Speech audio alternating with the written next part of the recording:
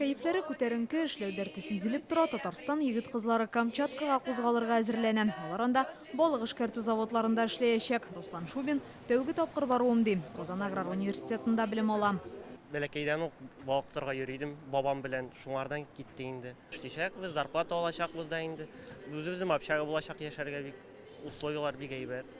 Екатерина Чубрева узган җәйдә эшләп караган инде. Балыктан улдыкны айыру, канат койрыкларын кисү кебек эшләр башкарырга туры килде ди. Яшьләр 9 төрле заводта хезмәт куячак.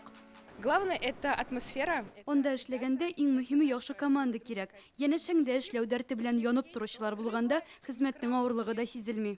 Бүген беренче төркем кузгалды. Июль уртасына кадәр 600 студентны эшкә җибәрергә планлаштыралар. 100 мең сумга кадәр хезмәт хакы вәгъдә итәләр.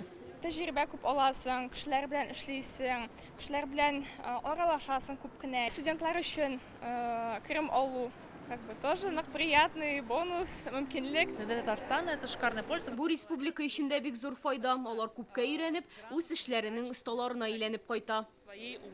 Камчаткага яшьләр иртәгә барып җитәчәк. Алда аларны ай ярымлык эш сәфәре көтә. Бу студентлар өчен тәҗрибә туплау мәйданчыгы гына түгел, бушлай сәяхәт итү мөмкинлеге дә.